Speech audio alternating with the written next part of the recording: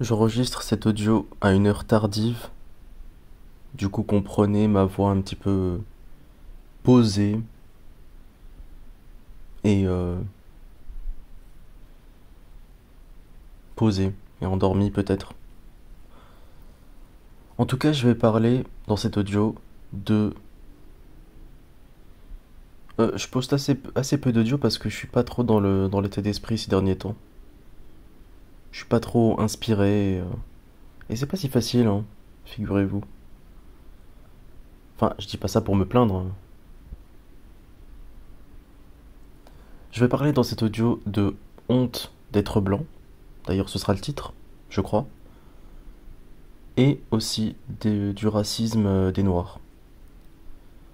Sur la honte d'être blanc, moi je ne suis pas blanc. Je suis blanc, mais je ne suis pas européen. Je ne suis pas un occidental. Je ne suis pas un Français.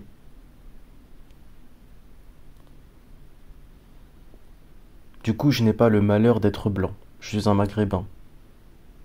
Mes ancêtres, Dieu merci, n'ont pas pratiqué la colonisation, la Shoah et l'esclavage. Trois crimes totalement impardonnables dont tout blanc qui naît a sur les mains. C'est-à-dire que lorsqu'un lorsqu'un bébé naît d'une femme blanche et d'un père blanc, ce bébé a du sang sur les mains. Ce bébé est coupable de la colonisation, de la Shoah et de l'esclavage, et il doit s'en repentir lorsqu'il sera grand. Il doit montrer aux autres que il n'est pas coupable, qu'il ne va pas reproduire ses crimes. Et interdit pour lui d'être fier d'être blanc. Il doit être fier d'être un être humain, mais pas d'être blanc. Ça c'est raciste, ça c'est nacio, ça c'est réac. Alors qu'un noir, par exemple, hein, pas que les noirs, mais par exemple un noir, un bébé qui naît d'une femme noire et d'un père noir, surtout en Occident, ouais, parce que oui, parce qu'en Afrique c'est autre chose. Lui en revanche, il a le droit de d'être fier d'être noir, de s'en revendiquer, de dire qu'il est content d'être noir, même de dire qu'il a peur des blancs, qu'il se demande s'il devrait fréquenter les blancs. Il a le droit de dire qu'il a de la haine pour les blancs. Il a le droit, lui il a le droit. Pourquoi?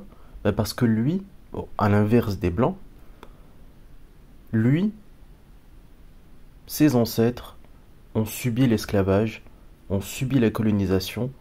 Du coup, lui, à l'inverse, c'est une victime. Et en tant que victime, eh ben, tu vas pas reprocher à la chèvre de donner un coup de corne au loup qui veut la bouffer. En tant que victime, il a bien le droit de se défendre, en disant qu'il n'aime pas les blancs, en disant qu'il est fier d'être noir, alors que c'est interdit aux blancs, et parce que les blancs, ils sont dans le rôle du loup. Enfin, pas eux, leurs ancêtres, mais il faut qu'ils prouvent qu'ils ne recommettront pas les mêmes crimes. Et les noirs, voilà, il y a un mythe, le mythe selon lequel il est plus difficile quand tu es noir d'avoir un emploi, d'avoir du travail, d'avoir un logement.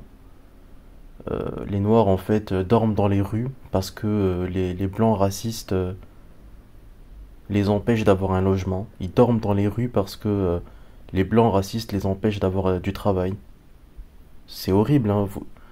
Vous ne pouvez pas dire que ce n'est pas horrible. Je veux dire, même à détester les noirs, vous êtes obligé, si vous avez un tant soit peu de moralité, de reconnaître que c'est horrible. C'est évident. D'ailleurs, quand vous sortez de chez vous, enjambez bien les noirs qui dorment dans la rue. Il y en a plein, ça jonche les rues. On peut plus circuler tellement il y en a.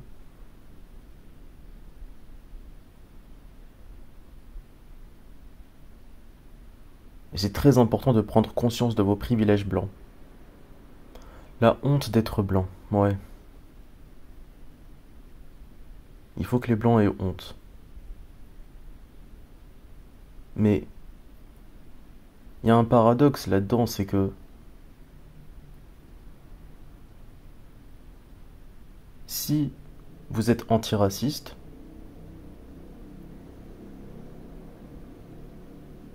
est-ce que vous vous rendez compte que vous êtes en train en fait de reporter les crimes des ancêtres aux, aux humains qui vivent aujourd'hui? En fait, finalement, c'est aussi une forme de racisme en fait. C'est-à-dire qu'en fait, vous allez... euh, c'est-à-dire que...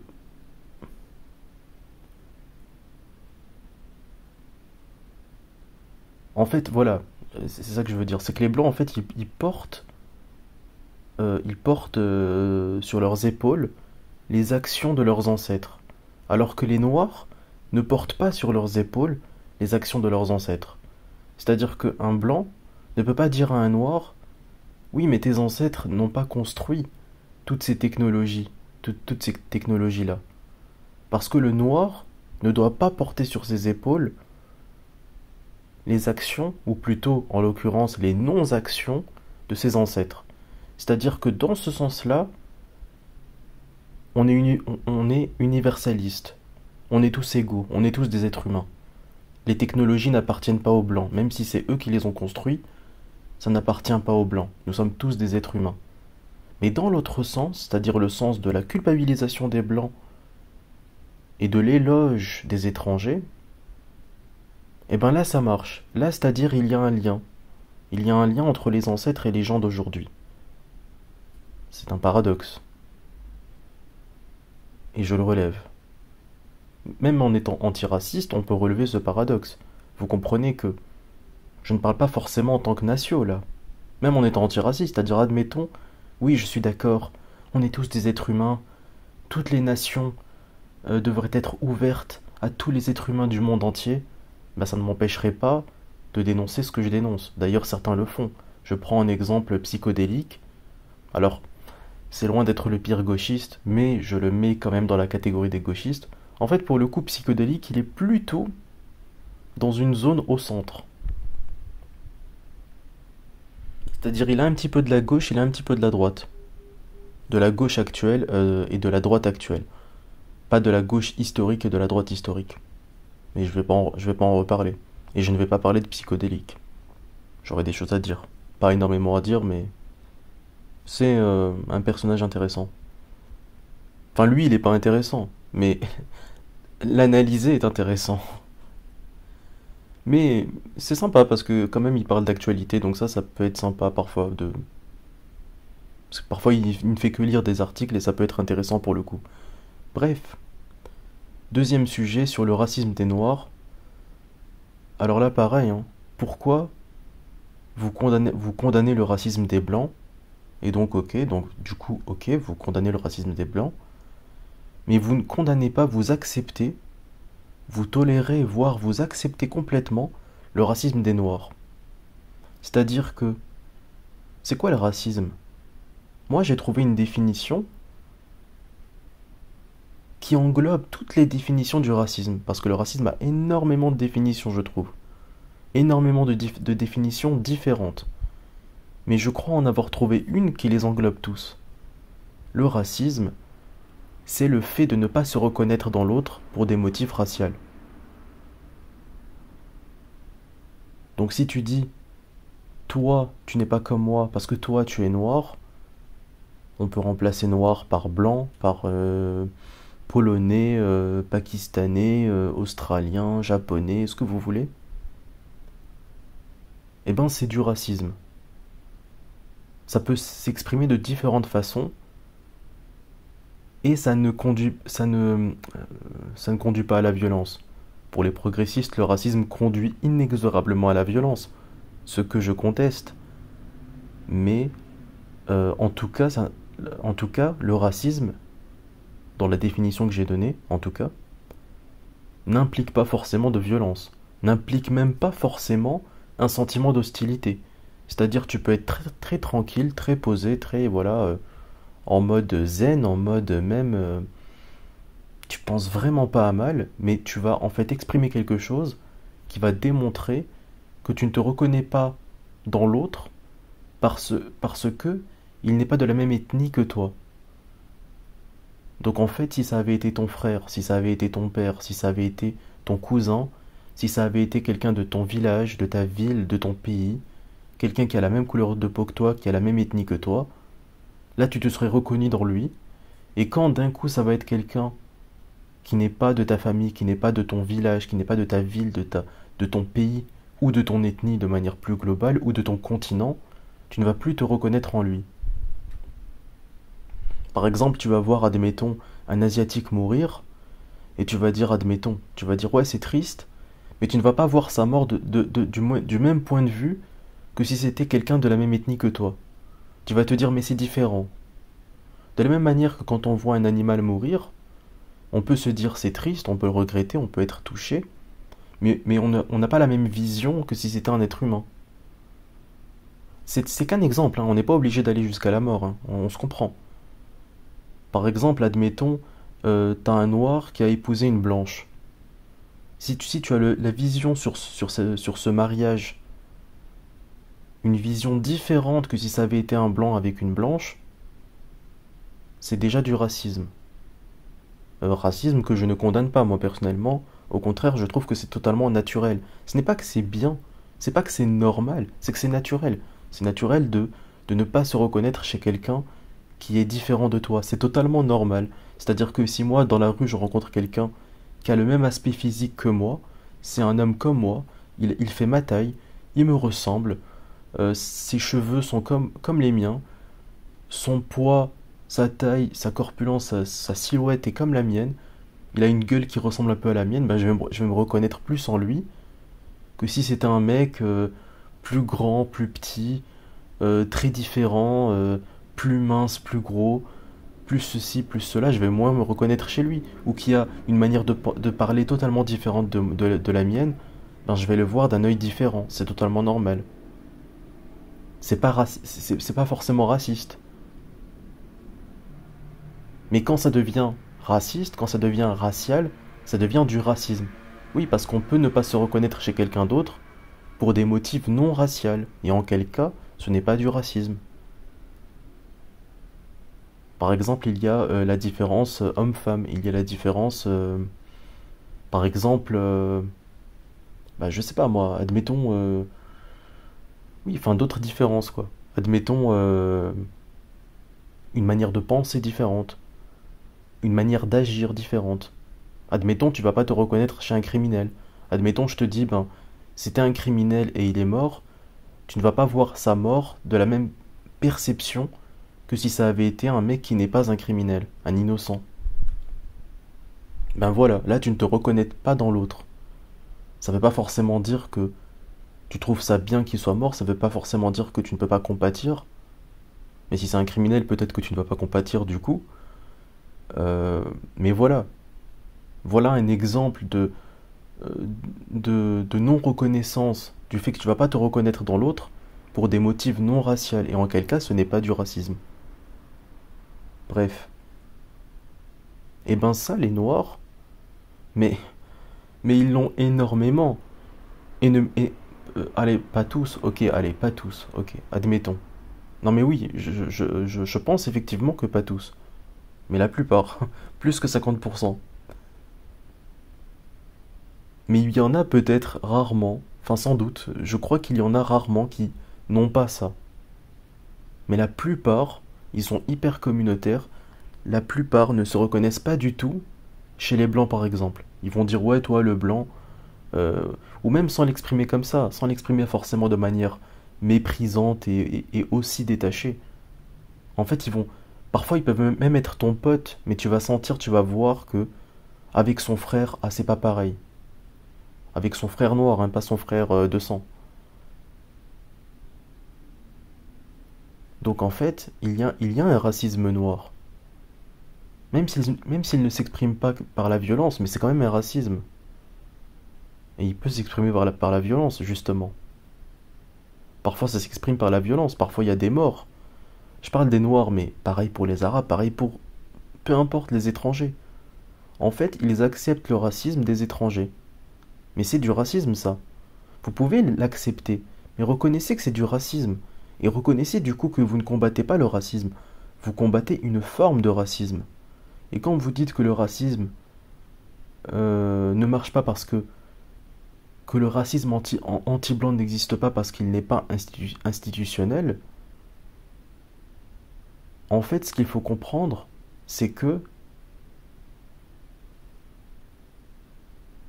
ce ne sont pas les blancs qui sont discriminés à l'embauche, ce ne sont pas les blancs qui ont du mal à trouver un emploi. Mais là, vous parlez d'injustice. Mais il n'y a pas que ces injustices-là, en fait. Donc en fait, ça ne marche pas de dire que si le racisme n'est pas soutenu par une institution, donc ce n'est pas du racisme. Ben, je sais pas, D'accord, donc si la pédophilie n'est pas soutenue par une institution, ce n'est pas de la pédophilie. Ça marche pas, hein. C'est pas parce que tu n'appartiens pas à une société secrète pédophile que si tu commets un acte de pédophilie, ce n'est plus de la pédophilie parce que tu n'es pas soutenu par une institution pédophile. Ça ne marche pas. Oui, d'accord. C'est bien si... Ouais, c'est horrible. D'accord, la société secrète, elle viole plus d'enfants, d'accord. Mais si toi, tu t'apprêtes à violer un enfant, ben ça fait toi un pédophile.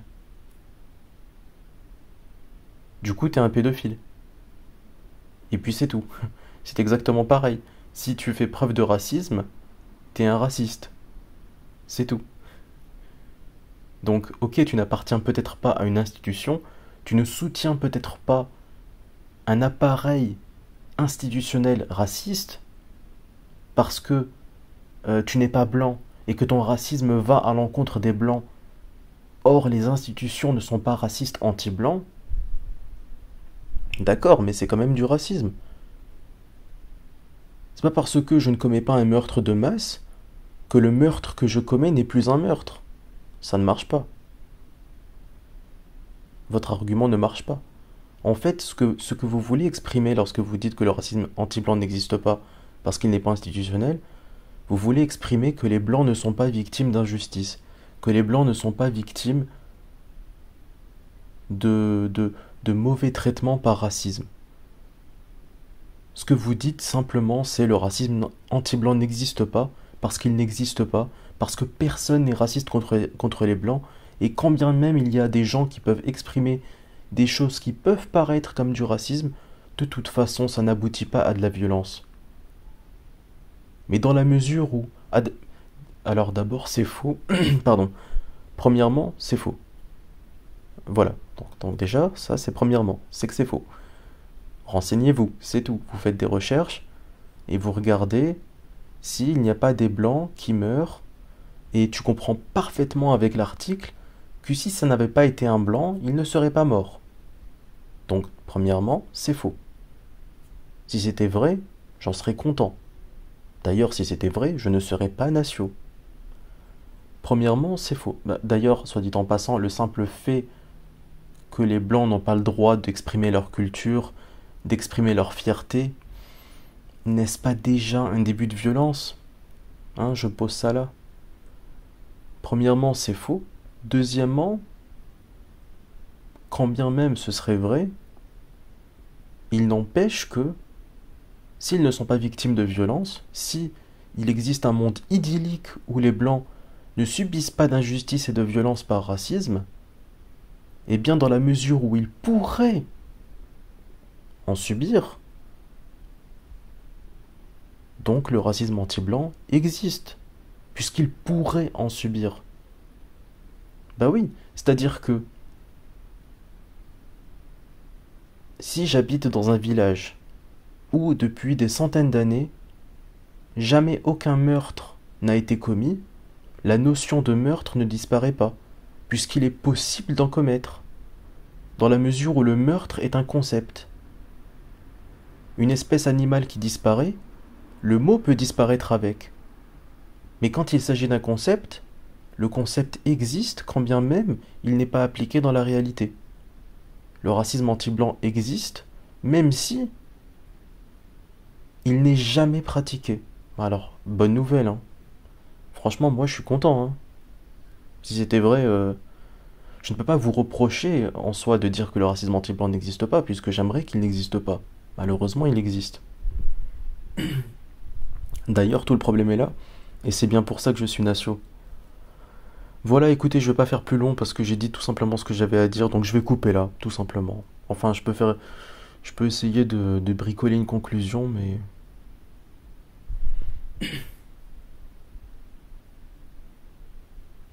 y a rien qui me vient. Du coup, je vais vous remercier, je vous remercie de votre écoute et de m'avoir écouté jusque-là. Ok, bon, c'était une audio longue, ça fait 20 minutes. Je vous remercie donc de votre écoute et je vous souhaite une bonne soirée ou une bonne journée si vous m'écoutez la journée. Il est permis de m'écouter la journée bien que j'enregistre cet audio le soir, la nuit. Donc, à une prochaine audio, salut, ciao.